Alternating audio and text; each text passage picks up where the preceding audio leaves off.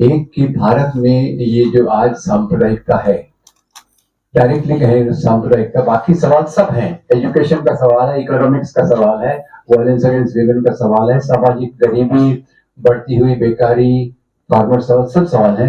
पर मैं एक ही सवाल के बारे में बात करूंगा, सब slightly I am being narrow minded.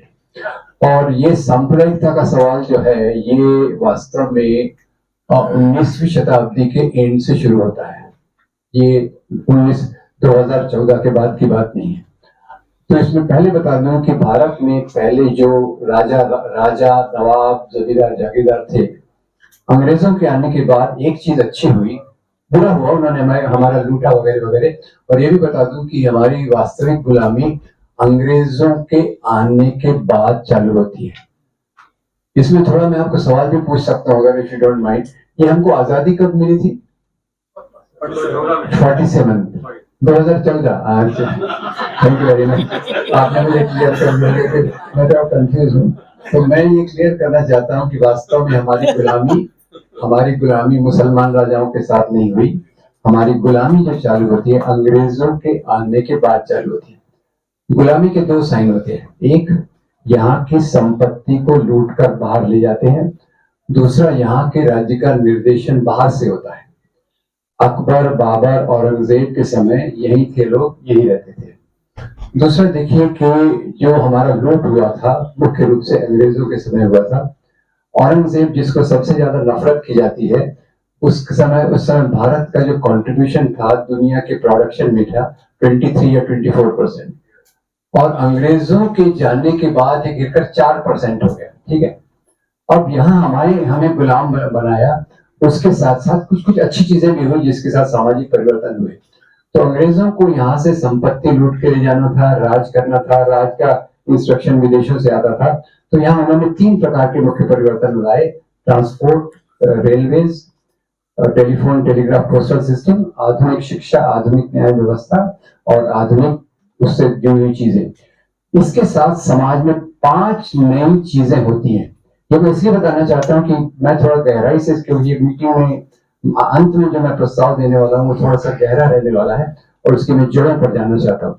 तो 5 परिवर्तन जो होते हैं वो है, एक तो यहाँ इंडस्ट्रियलाइजेशन का होना, दूसरा यहाँ ट्रांसपोर्ट कम्युनिकेशन का होना, तीसरा आधुनिक शिक्षा, आधुनिक न्याय व्यवस्था। इससे 5 परिवर्तन आते हैं, 5 नए परिवर्तन आते हैं। एक, व्यापारी उद्योगपति वर्ग का आना, टाटा, बिरला, बजाज, सिंघानिया, डालमिया। दूसरा, फैक्ट्रियों के कारण मजदूर वर्ग का आना। तीसरा, आधुनिक शिक्षित वर्ग का आना। और इसी के साथ शिक्षा का दलितों में और स्त्रियों में ले जाया जाना। भूलिए मत, आज हम स्त्रियों के बारे में बात कर रहे हैं, पर सबसे पहले स्त्रियों के बारे में शिक्षा सावित्रीबाई फुले, दलितों के बारे में शिक्षा ज्योतिराव फुले। तो ये 5 परिवर्तन है जिसने आधुनिक भारत की नींव रखी। और इसी में से 3 मुख्य प्रवाह निकले जो भारतीय राष्ट्रवाद का प्रतिनिधित्व करते हैं। और ये 3 प्रवाह में मैं पहले रखता हूं शहीद आजम भगत सिंह, सरीखे लोग जिन्होंने लिबर्टी के कंसेप्ट को बहुत मजबूती से रखा। दूसरे, भीमराव बाबा साहब अम्बेडकर, पेरियार, फुले वगैरह वगैरह, जिन्होंने समता को केंद्र में रखा। और तीसरे, मौलाना अबुल कलाम आजाद, एनी बेसेंट, सरदार बलदेव सिंह, मोहनदास करमचंद गांधी, जिन्होंने फ्रेटर्निटी को सामने रखा, राष्ट्रीय आंदोलन का नेतृत्व किया। I hope Hindi is going all right. ठीक है, अब तो ये 3 प्रभाव को देखिए, इनके नाम के पैटर्न को देखिए। Hindustan socialist Republican association, Republican party of India, भारतीय राष्ट्रीय कांग्रेस, ये इनको मैं उभरते हुए वर्ग कहता हूं जिनसे भारतीय राष्ट्रवाद आया। अब यहाँ जो बात कर रहे थे 558 राजा, नवाब, जमींदार, जागीरदार, वो क्या करेंगे? वो घर में जाके सो जाएंगे। उनको डर लगा कि दलितों में शिक्षा आ रही है, औरतों में शिक्षा आ रही, मजदूर वर्ग बन रहा है, औद्योगिक वर्ग बन रहा है, हमारे अधिकार तो दैवी है, we have divine right to rule. अब क्या हो रहा है? अब तो यहाँ से एक नई प्रकार की व्यवस्था आ रही है। तो दोनों प्रकार के वर्गों से नए संगठन बने। इधर से मैंने बताया नौजवान भारत सभा, रिपब्लिकन पार्टी ऑफ इंडिया, भारतीय राष्ट्रीय कांग्रेस, राजा, नवाब, जमींदार, जागीरदारों में से 3 संगठन बने। और ये संगठनों में ख्याल कीजिए प्लीज, शुरू में केवल राजा थे, नवाब थे, जमींदार थे, जागीरदार थे। बाद में चलकर कुछ शिक्षित वर्ग, एजुकेटेड लोग उनके साथ जुड़ गए, सवर्ण संभ्रांत लोग जुड़ गए और उनके नाम के पैटर्न को ख्याल कीजिए। मुझे ये मत बोले नाम में क्या रखा है, विलियम शेक्सपियर कहता है नाम में क्या रखा है, नाम में है, नाम में है। तो 3 वर्गों के नाम में से बोले, Indian national Congress, Republican party of India, नौजवान भारत सभा। अब इधर से जो संगठन बने उनमें से ख्याल कीजिए, उनके नाम को ख्याल कीजिए। पहले व्यक्ति का नाम है मोहम्मद अली जिन्ना, पार्टी का नाम मुस्लिम। दूसरे व्यक्ति का नाम आप सब जानते हैं, अपने महाराष्ट्र में तो उनकी बहुत इज्जत भी करते हैं, इज्जत मतलब वो करना पड़ता है, वो जो माफी मांग के आए थे जेल से, वो उन्होंने कौन सी पार्टी ज्वाइन की? हिंदू महासभा। यही ना, यही ख्याल, रुक जाइए, मुस्लिम लीग, हिंदू महासभा। मुस्लिम लीग ने मुस्लिम राष्ट्रवाद की बात की, हिंदू महासभा ने हिंदू राष्ट्रवाद की बात की, और इसी हिंदू राष्ट्रवाद को लेकर एक बहुत बड़ा संगठन बना जिसकी मजाक उड़ाना आसान है, जिसकी आलोचना करना आसान है, पर जिसका मुकाबला करना बहुत मुश्किल है। पहचान लेंगे आप, पहले ये हाफ पैंट पहनते थे, आजकल फुल पैंट पहन रहे। राष्ट्रीय स्वयं सेवक संघ, हिंदू राष्ट्र, ठीक है। मुस्लिम राष्ट्र, हिंदू राष्ट्र, हिंदू राष्ट्र के आरएसएस।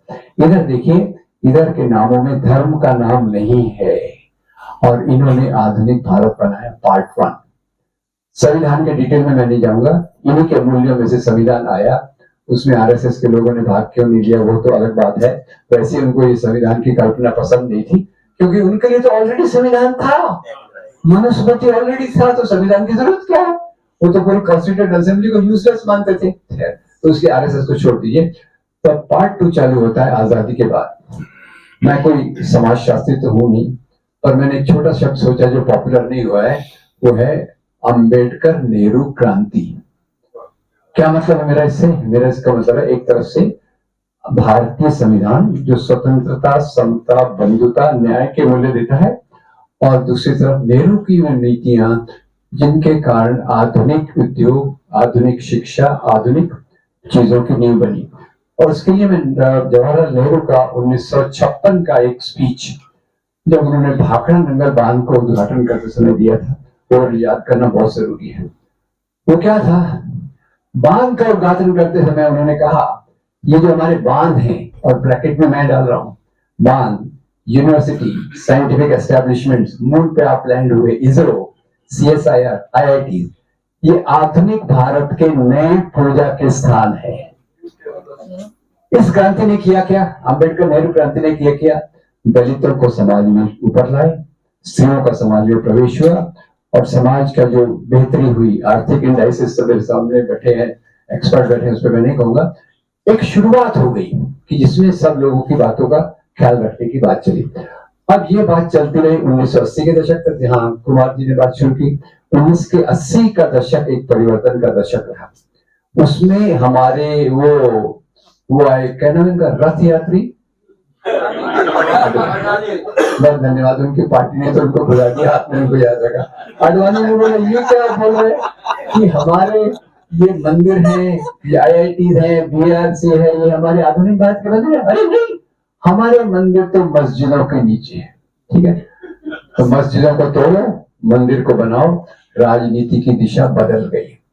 और यहां स्पष्ट रूप से कहूंगा कि आज जो हमारी सामाजिक चेतना, जिसके बारे में हम सब बड़े परेशान हैं, हमारे घर के व्हाट्सएप ग्रुप में क्या आता है, चारों तरफ क्या चलता है, सामान्य सामाजिक सोच, ये अपने आप नहीं बनता, इसको बनाया जाता है। नोम चॉम्स्की की कंसेप्ट है मैन्युफैक्चरिंग कंसेंट। राज्य सत्ता अपने बेटियों के लिए सहमति का निर्माण करती है। उसी प्रकार से आरएसएस ने एक काम किया। क्या काम किया? शाखाएं चलाई, उसमें एक मॉड्यूल दिया, और वो मॉड्यूल अनकंटेस्टेड चल रहा है। मॉड्यूल बहुत सरल है। इधर हमारे गांधी जी ने अपने आंदोलन के माध्यम से लोगों को शिक्षित किया। आरएसएस ने बोला, भाई ठीक है, तुम जो करना करो, हम तो लड़कों 5 से 15 साल के लड़कों को लाएंगे, उनके दिमाग में डालेंगे हम अनादिकाल से हिंदू राष्ट्र हैं। एक्सीलेंट। अब अनादिकाल में मैं अपने जाता हूँ, अनादिकाल में हमारे पूर्वज भी आते हैं, वो जिसके कारण डार्विन की थ्योरी को हटा दिया गया। खैर उस पर मैं नहीं जाना। अनादिकाल से हिंदू राष्ट्र है, और ये मुसलमान और क्रिश्चियन विदेशी है। अब मैं पूछना चाहता हूं, क्या धर्मों की राष्ट्रीयता होती है? Does religion have nationality? Not at all.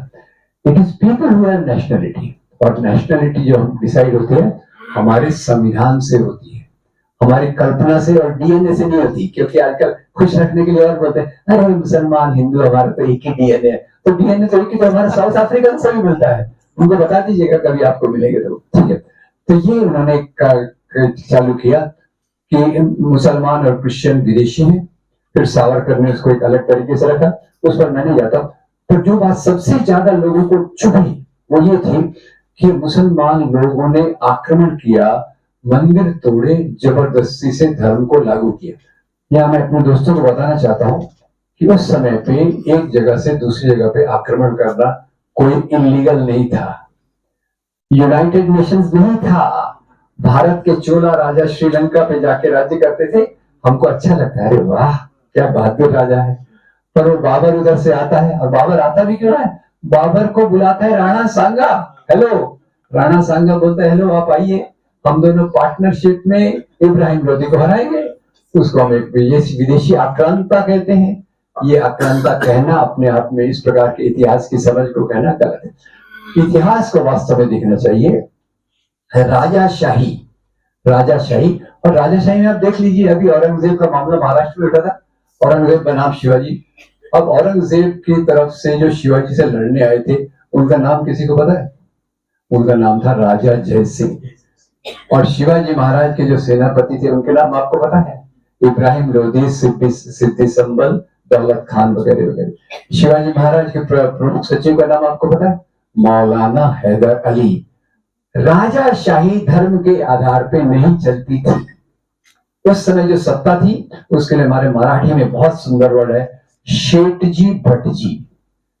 शेठजी जो एक आर्थिक रूप से किसानों का शोषण करता है, और भटजी जो सैद्धांतिक तौर पे उसको इस गुलामी में बांधे रहने के लिए चलता है। तो राजाशाही हिंदू मुसलमान के आधार पर नहीं थी। अकबर और बाबर, अकबर और राणा, ये राणा प्रताप की लड़ाई में हर जगह बताता हूँ क्यों। अकबर और राणा प्रताप की लड़ाई हुई, उसको लोग हिंदू मुसलमान की लड़ाई समझते हैं। अरे अकबर उस लड़ाई में था ही नहीं। अकबर के बदले जो गया था उसका नाम था राजा मान सिंह। और राणा प्रताप की तरफ से जो थे वो थे, एक थे उनके सेनापति राम सिंह और दूसरे हकीम खान सूर।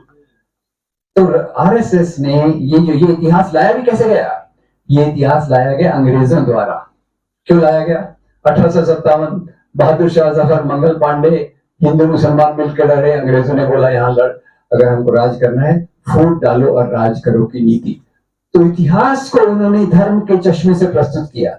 इतिहास में ये नहीं बताया दलितों का क्या हाल था, स्त्रियों पे क्या अत्याचार होता था, व्यापारी लोग कैसे काम करते थे, दस्तकार कैसे काम करते, वो इतिहास नहीं है। वो इतिहास लेखन वाले हमारे इरफान हबीब, रोमिला थॉपर आज के बड़े विलेन हो गए हैं, क्योंकि उन्होंने इतिहास के आम लोगों को लिखा। और ये जो हिंदू मुसलमान के आधार पे शाखाओं में इतिहास गया, वो पिछले 95 साल से चल रहा है। अभी हम कहेंगे कि हम 1 मिनट में इसको न्यूट्रलाइज करेंगे, इम्पॉसिबल है। अब इसके आधार पे जो आगे चीज चली, तीसरी बात जो मैं कहना चाहता हूँ, 1990 के बाद से तो जो अंबेडकर नेहरू इश्यूज एक प्रकार के हैं जो लोगों के जीवन से जुड़े हैं, वैज्ञानिक सोच से जुड़े हैं। वैज्ञानिक सोच भी अभी आप मून पे लैंड हो रहे हैं, पर हमारे प्राइम मिनिस्टर तो उनको अभी भी सिखा रहे हैं। रहा होगा प्राचीन भारत में कोई प्लास्टिक सर्जन जिसने मनुष्य के सिर पे हाथी का सिर लगाया, एक्सीलेंट। इधर से हम मून पे जा रहे हैं और उधर से वो हमारा वैज्ञानिक सोच जा रहा है।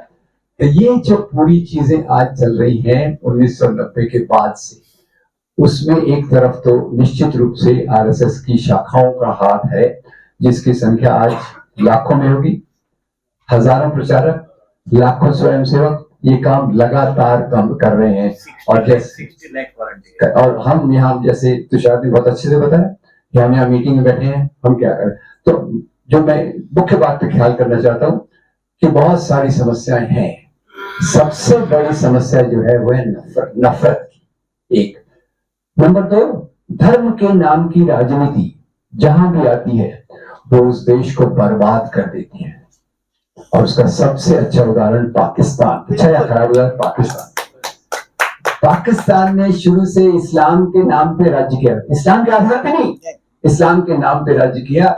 और आज उसका हाल देख रहे हैं आप, कभी सरकार स्टेबल नहीं है, चीजों की कमी है वगैरह वगैरह। और मुझे शॉक कब लगा, लास्ट ईयर जब श्रीलंका में उठा हुआ,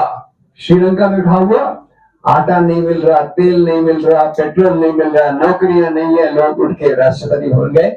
मैंने अध्ययन किया, फॉर्चुनेटली मेरी एक दोस्त है, उसका बहुत अच्छा आर्टिकल आया था, वो श्रीलंका है। उसने बताया श्रीलंका में 1948 से ही सियाला बुद्धिज्म के नाम पे राजनीति चल रही है।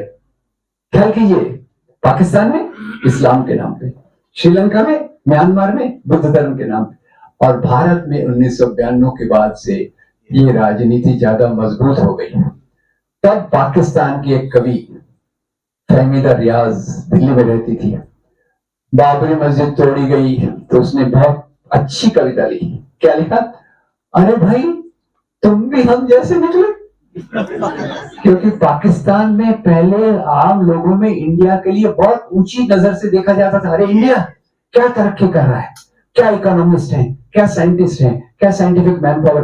अरे पर ये भी वही जाहिल निकले जो मस्जिदों को तोड़ के इस प्रकार का काम करे। तो दो प्रकार के मुद्दे होते हैं दोस्तों, अंत में सोल्यूशन पे आने के पहले, जो मेरा छोटा सा है उसके बताने के पहले, दो प्रकार के मुद्दे होते हैं। एक मंदिर, गाय, लव जिहाद।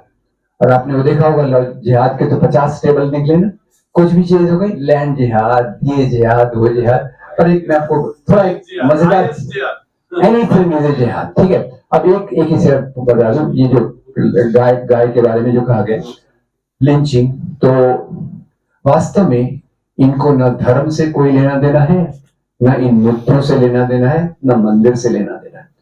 तो मुझे कैसे पता चला? वैसे तो मुझे समझ थी, अपने अच्छे दोस्तों को पढ़ते रहता हूँ, पर मुझे खास तौर से तब पता चला जब मैं किताब पढ़ रहा था। वो अपने वो प्रधानमंत्री थे ना, कविताएं लिखने वाले, उनकी किताब पढ़ रहा था, उनकी बायोग्राफी पढ़ रहा था। हार नहीं मानूंगा, पेज 236 पे आया, तो लिखा था अटल जी एक बार अमेरिका गए, अमेरिका में भाषण दिया, भाषण देने के बाद खाने का आनंद ले रहे थे, तो उनके पड़ोस में जो दोस्त बैठा था उन्होंने कंधे पे थपथपाया, बोला अटल जी आप जो खा रहे हो ये तो बीफ है। अटल जी हंस दिए, बीफ है तो क्या बोला, ये इंडियन गाय का थोड़ी है, तो अमेरिकन गाय का। तो इनके मुद्दे केवल समाज में भावनाओं के आधार पर लोगों को बांटने के लिए किए जाते हैं। और एक बात और भी बता दो, जहां भी धर्म के नाम की राजनीति चलती है वहां स्त्रियों पर अत्याचार बढ़ जाता है। पैट्रियार्की और ये कम्युनलिज्म ये साथ में चलते हैं। उसके लिए एक एक्सरसाइज आपको दे देता हूँ, मेरी प्रोफेसर जाती नहीं है इसलिए एक एक्सरसाइज दे देता हूँ। ये अपने जो हाफ पैंट वालों का क्या नाम है, राष्ट्रीय स्वयंसेवक, पुल्लिंग है कि स्त्रीलिंग है, मैस्कुलाइन है कि फेमिनाइन है? मैस्कुलाइन। तो उसमें स्त्रियों की तो जगह है नहीं, तो स्त्रियों से सेवा तो करवाना है, तो उसका नाम है राष्ट्रीय स्वयं सेवक संघ और इनका नाम है राष्ट्र सेविका समिति। स्वयं शब्द गायब है। हर एक पुरुष विचारधारा के अनुसार स्त्री का स्वयं पुरुष की जेब में माना जाता है। एनीवे, तो तालिबान अलग प्रकार से स्त्रियों पर अत्याचार करता है, और मणिपुर में जो अत्याचार चल रहा है उसका आप अन्वेषण करेंगे, उसमें एथनिसिटी भी है, एंटी क्रिश्चियन वायलेंस भी है, जमीन का मुद्दा भी है, ठीक है। तब करें क्या? विश्लेषण तो और भी मैं कर सकता हूं, मैं नहीं जाऊंगा। करें क्या? आज आखिर में वही तुषार की बात जरूरी है, क्या हम ये सेमिनार हॉल में बैठे रहेंगे? एक संगठन ऐसा है जो रोज कम्युनिटी के बीच में जाके इस प्रकार के नफरत के बीज बोता है। हम क्या कर रहे हैं? हमारे विचार बहुत अच्छे हैं, हमारे स्कॉलर्स बहुत अच्छे हैं, पर ये विचार लोगों तक पहुंच नहीं रहे। और ये विचार हमारे कैसे पहुंचे? तो मैं 3 स्टेज में सोचता हूं आज की परिस्थिति। पहले सबसे पहले short term, immediate, which is absolutely must. और वो एब्सोल्यूट मस्ट ये है, वो थोड़ा पॉलिटिकल है, मैं तो पॉलिटिकल पार्टी से हूं नहीं, फिर भी मैं कहूंगा कि इंडिया मस्ट विन। इंडिया के जीते बगैर आगे का रास्ता नहीं है। नंबर 2, जैसे ये इस प्रकार के अथॉरिटेरियन रेजिम आते हैं जो लोकतंत्र को कमजोर करते हैं, सामाजिक आंदोलन भी कमजोर होते हैं। मेरी मान्यता है सामाजिक आंदोलन के कारण ही लोकतंत्र जिंदा रहता है। It is only through social movement that democracy can survive. और आज हमारे यहाँ जो एक और भी एक बता दूं, आज भी सेकुलरिज्म में विश्वास करने वाले लोग ज्यादा हैं। प्रॉब्लम कहां है? प्रॉब्लम है हम बिखरे हुए हैं। जब वो सांप्रदायिक ताकतें इस प्रकार से हैं, नागपुर से एक डिक्टेट आता है, ऊपर से नीचे सब ठीक ठाक हो जाते जी। एक चालक अनुवर्तिता, मैं एक चालक अनुवर्तिता के पक्ष में नहीं हूं, पर जिस प्रकार का फ्रेगमेंटेशन हमारे सोशल मूवमेंट में है, उसके कारण उसका जो ताकत है, इफेक्टिविटी है, असर है, वो कम हो जाता है। उसमें अंग्रेजी में कहावत है, we must march separately but strike together. अपना अपना काम करो, पर एक मुद्दे पर आप अड़के रहो। डेमोक्रेसी पे कॉम्प्रोमाइज नहीं होगा, मणिपुर पे कॉम्प्रोमाइज नहीं हो गया, अल्पसंख्यकों के खिलाफ अत्याचार नहीं चलेगा, लिंचिंग, लव जिहाद के नाम पे जो आप करते हैं वो नहीं चलेगा। पर ऐसा कहने से अभी नहीं होगा, अभी पानी सिर के ऊपर चला गया। अभी मुझे लगता है हमारे जो भी संगठन हैं, वो ट्रेड यूनियन हो, महिला अधिकारों वाले का ये हो, बच्चों के अधिकार के लिए काम करने वाले हो, सांप्रदायिक एकता वाले काम, हम सब के ऑफिस में एक कार्यक्रम करने की जरूरत है। ये मेरा सुझाव है। वो कार्यक्रम है महीने में एक बार या 15 दिन में एक बार लोगों के साथ संवाद। और संवाद का मीडियम क्या होगा? क्योंकि पहले नुक्कड़ नाटक जैसा एक बहुत महान सांस्कृतिक जन आंदोलन चलता था, अभी मुझे पता नहीं कितना है। नुक्कड़ नाटक कर सके तो फैंटास्टिक, नहीं तो उसका सेकंड ये है कि आज हमारे पास इतनी सारी चीजें हैं, उपलब्ध हैं। निराशा की बात मैं नहीं कर रहा, मैं आशा बताता हूं आपको। हमारे पास कितना मटीरियल है। आनंद पटवर्धन का नाम हर मीटिंग में मैं लेता हूं। उनकी फिल्में, एक एक फिल्म देखकर ट्रांसफॉर्मेशन होता है। कितनों को पता है कि उनकी 15 एपिसोड की एक सीरीज है विवेक या रीजन? कितनों ने देखी है? अपने आप से पूछिए। तुषार का यही सवाल है, हम अपने आप से पूछें क्या हम इन चीजों को, फिर अभी बहुत सारे अच्छे, अभी हम कंप्लेन करेंगे गोदी मीडिया की, क्या कर सकते हैं आप अंबानी अडानी के बराबरी में नहीं जा सकते।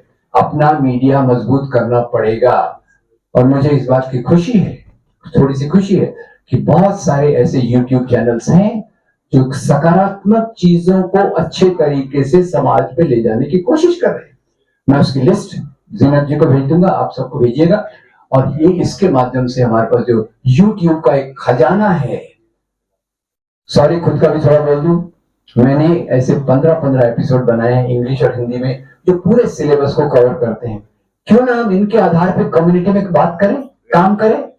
हम क्रिटिसाइज तो कर सकते हैं कि हमारे फैमिली ग्रुप में, व्हाट्सएप ग्रुप में सब नेगेटिव चीजें आती है, नफरत फैलाती है। अरे मोहब्बत का काम फैलाने का हम कहां कर रहे हैं? तो आज हमारे सामने चुनौती ये है कि एक तो राजनीतिक धरातल पर इंडिया मस्ट विन, सोशल धरातल पर social movements have to come together, और तीसरा एक कम्युनिटी अवेयरनेस के लिए we all have to work together, come together. That is the only way out. Thank you very much.